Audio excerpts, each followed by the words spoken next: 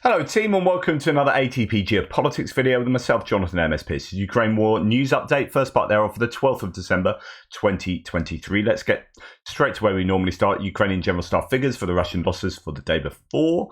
Take all these with a pinch of salt. All the caveats can be found in the description to my video found below. Okay, so 800 personnel lost. That is high, not as high as we have seen. 9 tanks, 19 APVs and 3 artillery systems. A bit of up and down there. 19 APVs is fairly sizable. 9 tanks is a heavy loss, although it's not as heavy as we've seen. But losing 9 tanks in a single day, you know, you multiply that across every day of the year, and that's pretty unsustainable, right? So that is a worry for the Russians, but we're not as high as we've seen, and so possibly weather playing a part. We have seen there's been some pretty horrible weather, certainly with regard to ice and the cold that's going to be affecting, you know, personnel on the ground, but might also affect, you know, visibility if there's snow or heavy cloud, and if there's rain, you know, that will affect drone usage and all the activities associated with drones. So that could be why we see a downtick there, or it could be that there are just not as many artillery pieces in place. They just degraded the Russians enough that they're struggling to find artillery pieces. I mean, that would be a nice scenario there. I don't know how true that speculation would be. 9 drones and 10 cruise missiles. That's not from last night, more likely the night before. 14 vehicles and fuel tanks and 2 pieces of special equipment. So not the highest day of stats for the Ukrainians, but I guess what you're going to start to expect this time of year. However, if you look to Andrew Perpetua's totting up of the losses, then this is a day that is definitely good for the Ukrainians as he surveys the socials to see what has been destroyed. And again, you know, I remind you, this will skew towards drone footage. There'll be much more, well, no, not drone footage. It will skew towards drone destruction as opposed to artillery and gimlers and whatnot. Although there are often spotter drones for artillery and gimlers, it just appears that you're much more likely to get drone footage of FPV drones and IED drones being uploaded to the internet as each kind of unit says, hey, look what I've done. But even then, it's going to be a snapshot. It's not going to be the full suite of imagery. Right. As you can see, very much in favour of the Ukrainians here. I don't know what that ratio would be. Is that, what, 7-1, 8-1 Russian to Ukrainian losses? Let's look at the Ukrainian losses, and really 3 boats and an APC in a civilian vehicle. They are losing boats. That is going to be a challenge for them along the Dnipro River. That's something they're going to have to try and overcome as a challenge, and that will involve continuing to get drone superiority in that whole area. But of course, that's difficult to do on a continued basis, and the Russians will get their drones up in the air and they will be able to target boats as they cross the river. And there's going to be an awful lot of boats going to and fro there, so there will be many targets for the Russians to hit. However, as you can see, that is not a lot of equipment. The Russians, on the other hand, have lost a drone suppression, a bit of kit, so exactly what I was just talking about, and then a couple of bits of surveillance equipment, a couple of bits of artillery, and then a fairly high number of tanks, really, and a whole suite of the tanks there, T-72s, 64s, 62s, 80s. So yeah, they've lost quite a few tanks. IFVs, and interesting again to note that there are no BMP-1s there. We really are starting to see a consistent, that we are starting to see newer vehicles consistently lost by the Russians for all the reasons I previously given. APCs and trucks and civilian vehicles there. So that is a much worse day for the Russians than the Ukrainians, and that's the kind of day that the Ukrainians will need every day in order to win the war. I mean, the calculus is the Russians just need to lose vastly more equipment than the Ukrainians in order to overcome the much larger stockpiles the Russians have, and that's also something that applies to personnel losses as well.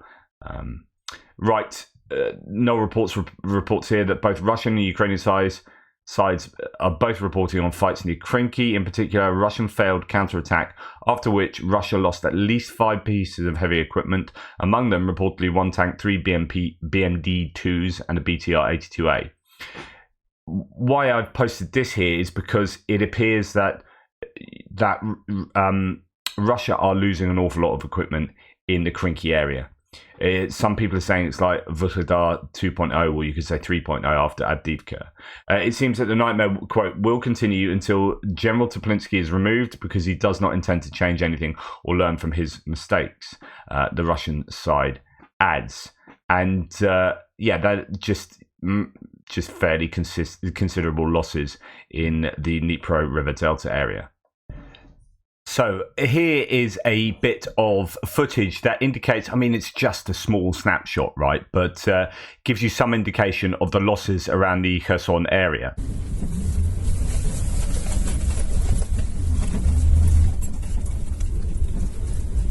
So it's already a civilian vehicle, but obviously in a military area.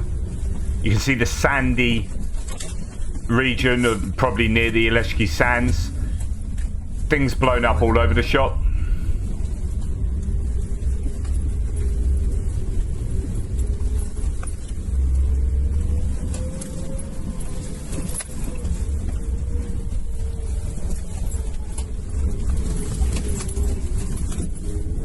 More vehicles there blown up. So on and so forth. So this area has been incredibly expensive for the Russians, as well as, say, Avdiivka and Vuhledar. You know, there are these particular hot points where the Russians have just lost huge amounts of equipment. And then you go back to look at these sort of figures that we see on a daily basis, and you can piece together whether it is indeed a correct assumption that they have, or a correct claim that they have lost that many pieces of kit. Well, further geoconfirmation has been done in the Avdiivka area, where in a 5 by 6 kilometer space, geoconfirmed has put, and just between the 10th and 30th of October, so that's 20 days. That is not after the 30th of October, where we've had another, what is that now, 6 weeks of further destruction. And this is just in that northern area where you've got the Terikon here, and you got Stepova up here. So just in this northern area of Avdiivka, there were huge losses. 100+ vehicle losses have been geoconfirmed. Just incredible. It's just an absolute equipment graveyard. And then, you know, you add that together with the crossing of the river back when they lost about 100 vehicles crossing the Seversky Donetsk back last year. You add that to Vuhledar, where they lost over 100 vehicles there. You put that together with the Krinky kind of area, where they're losing shed loads of vehicles at the moment. And this, of course, this is 100 in that area, but over the whole Avdiivka, it's 300+ geoconfirmed. Just phenomenal numbers. I mean, these incidences would each individually render the UK military pretty much combat ineffective, and yet the huge stores of these Russian vehicles mean that they can dust off more BMPs and BMDs and send them out to the front line. Just how long can that last? During one of the assaults on Avdiivka, Russian soldiers lost, and I reported this yesterday in my front line, they lost a VPK Ural and a BTR-90. So BTR-90s, there's only, I think, 14 of these. They are an eight-wheel APC.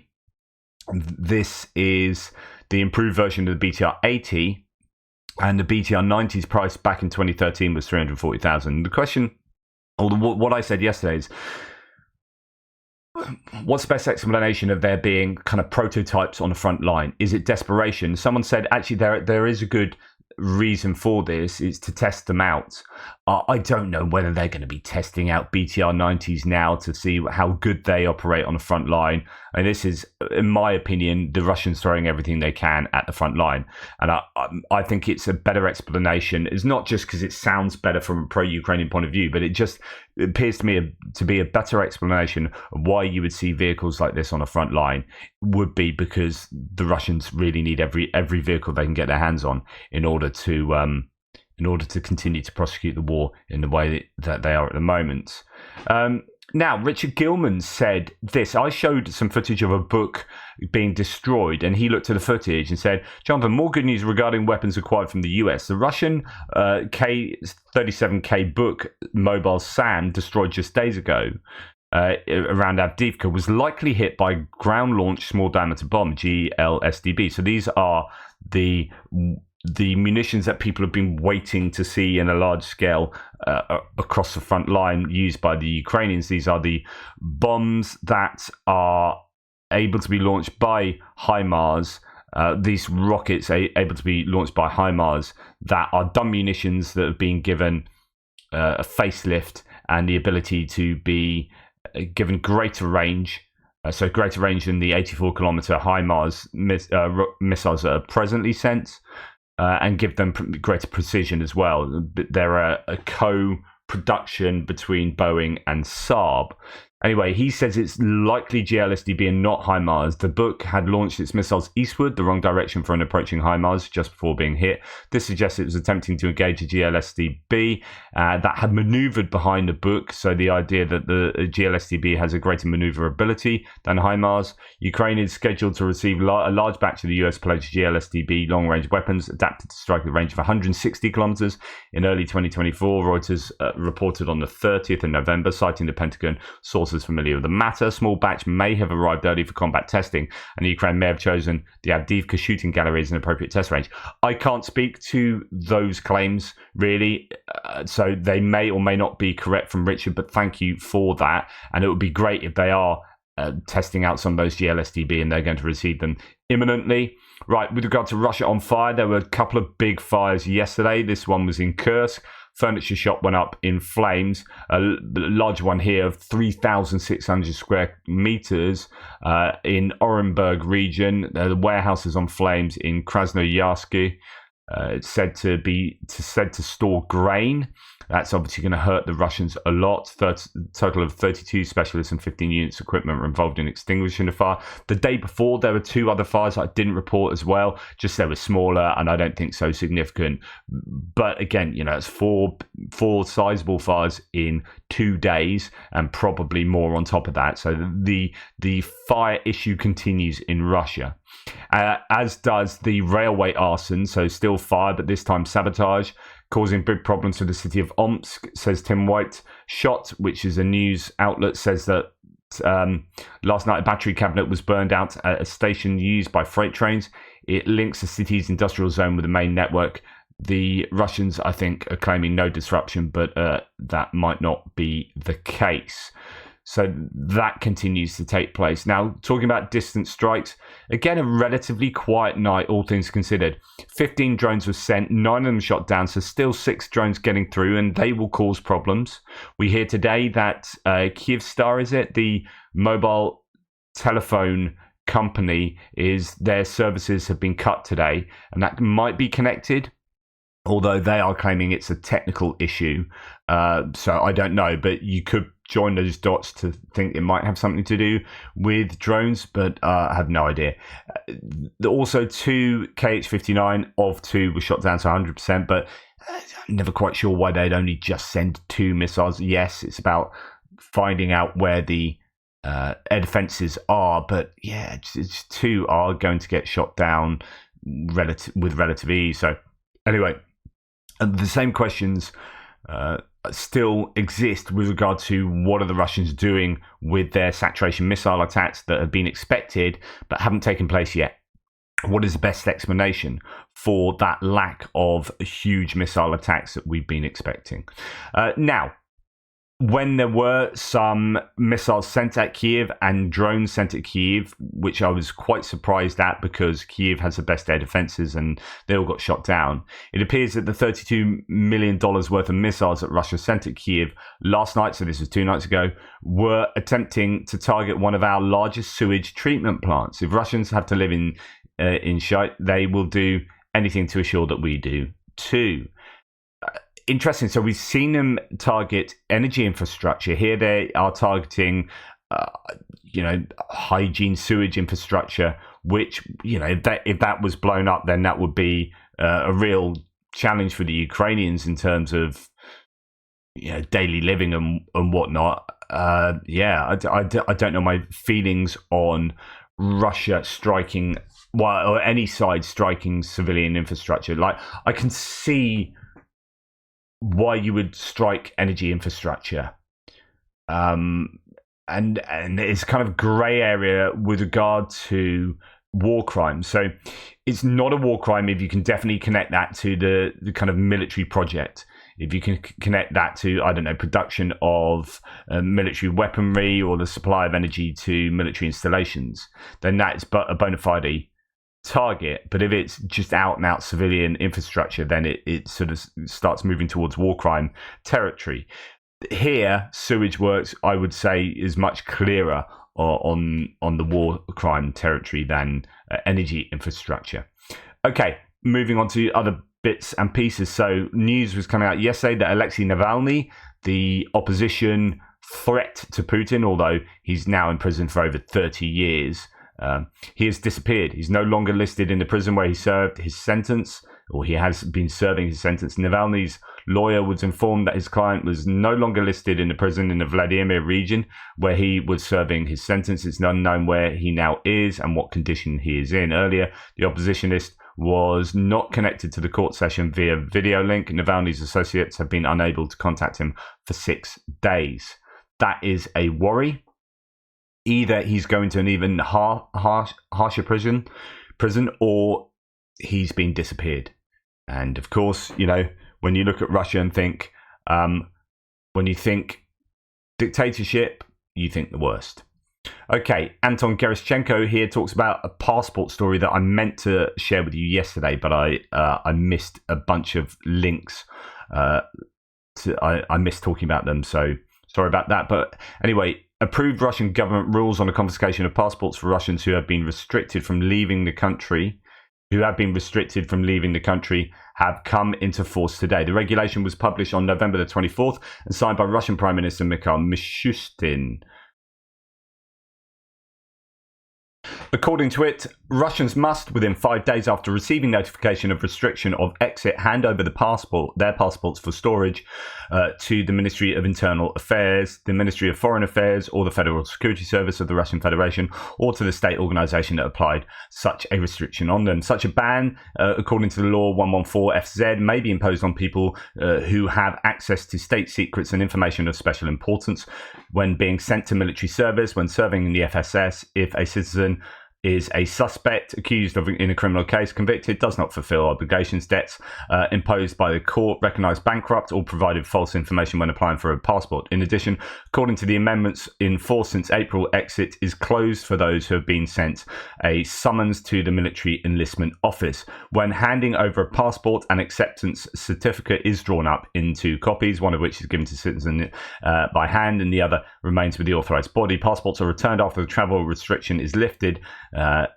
or if the document handed over for storage has expired. This is taking Russia back to Soviet times when going abroad was virtually impossible for most citizens. Next step would be making Russians obtain permission from the government to even receive passports to go abroad. So, okay, there's a couple of things going on here. So this is restriction of movement for Russians, and it also gives a level of control over their citizens. I mean, if you're talking about arguments as to liberty, as to Ukraine not allowing their citizens freedom, like, you have to do some serious ignoring of what's going on in Russia to accuse Ukraine only of restricting freedoms. And of course, Ukraine's been invaded by an aggressor, so they will have to do things that are acts of desperation to keep defending their nation adequately. And of course, they haven't done a full mobilization yet either. So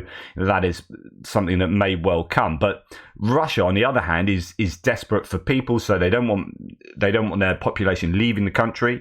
So they're restricting movement, putting regulations on passports. And at the same time, there's also news that they are forcing people in the occupied territories they've got, I think, 4 days left, probably 3 days now, actually, to get passports, which is forcing the people of essentially of Ukraine into the identity of being Russian, and then being able to force on them things like mobilization, or they can control that population all the more, given that they will formally be Russian citizens. They can stop giving them welfare and whatnot, and unless they get Russian passports. So there's a level of control that is going on that is indicative, I think, of basically a dictatorship, an authoritarian rule. Now, the US has recommended that Ukraine strengthen its current positions within a year and increase its own weapons production, sources told the New York Times. So Phyllis O'Brien talks about this. We're going to dip into the New York Times article. But it's interesting how I think they've been listening to me. No, the argument made by some that Ukraine should hold the line for 2024 and not engage Russia with a powerful ranged campaign at the same time is adopting a strategy close to Putin's own. This is the idea. This is actually something that I've advocated recently. You might have heard me say that they should just sit back and hammer the Russians with standoff munitions, missiles, ballistic missiles, cruise missiles, drones, or everything they've got that can hit the Russians from afar. And that would enable the Ukrainians to deal damage to the Russians, degrade their forces and capabilities and capacities, while at the same time not lose any Ukrainian troops. So when you're talking about the asymmetry between mobilization of the two countries, of the personnel resources between two countries, how do you overcome that? Well, you don't commit your troops and you try and attrit the Russians from a distance. And actually, this kind of comes through the New York Times article here. So US and Ukraine search for a new strategy after the failed counteroffensive. So the Russian military, after its own failed drive in Kyiv in 2022, has begun to reverse its fortunes and is rebuilding its might. Moscow now has more troops, ammunition and missiles, and has increased its firepower advantage with a fleet of battlefield drones, many of them supplied by Iran, according to American officials. Of course, that whole paragraph there hasn't yet been properly evidenced. There are these claims that they've got a mass of drones, but I'm not sure that we've seen them being used to the degree that they're claimed to be produced. They do have more troops. They supposedly have more missiles, but again, we haven't really seen them use them at the moment. And ammunition they are struggling with as much as Ukraine is. So anyway, the US is stepping up the face-to-face military advice it provides to Ukraine, dispatching a 3-star general to Kyiv to spend considerable time on the ground. US and Ukrainian military officers say they hope to work out the details of a new strategy next month in a series of war games scheduled to be held in Wiesbaden, Germany. Now, this is interesting because Americans have been reticent to send American generals, military staff, to Ukraine to stay in Ukraine. And that generally hasn't happened, but there seems to have been a change in policy such that is happening now. So previously, like, the UK hasn't got that rule, that security rule, whereby we have been able to send our top military personnel to Ukraine to work with them, but the Americans keep them over the border in Europe, and so the Ukrainians have had to go to Europe to deal with the Americans. Well, actually, that seems to be changing. So the Americans are pushing for a conservative strategy that focuses on holding the territory Ukraine has, digging in and building up supplies and forces over the course of the year. The Ukrainians want to go on the attack, either on the ground or with long-range strikes, with the hopes of seizing the world's attention. The stakes are huge. Without both a new strategy and additional funding, American officials say Ukraine could lose the war. Administration officials argue that Putin is betting on diminished American support, pointing to his recent statements that if Ukraine runs out of NATO-provided ammunition, Russia will prevail in days. So some in the US military want Ukraine to pursue a hold and build strategy to focus on holding the territory it has and building its ability to produce weapons over 2024. The US believes that strategy will improve Ukraine's self-sufficiency and ensure Kyiv is in a potential position to repel any new Russian drive. And we are seeing this. So they are definitely ramping up indigenous production. That part of the strategy is definitely taking place. So the goal would be to create enough of a credible threat that Russia might consider engaging in meaningful negotiations at the end of the next year or in 2025. At the same time, Ukrainian officials are examining strategies that build on their successful deep strikes on Crimea last fall. They are searching for creative ways to keep Russia off balance with attacks against arms factories, weapons depots and train lines, or for moving munitions, and to score symbolic victories. One Ukrainian former senior military official declined to discuss the proposals, but said the new plan is being refined and is, quote, very daring. Ooh, interesting. Cryptic.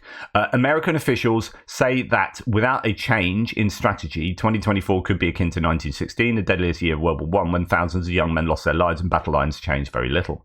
But there are some signs of compromise. Senior American officials said that they are open to some of Ukraine's new ideas. US officials said the Ukraine's deep strikes into Crimea this autumn proved deadly to Russia and were a bright spot in an otherwise disappointing counteroffensive. American strategists believe that Ukrainians can build on success this year, even if much of their energy is spent on rebuilding their forces.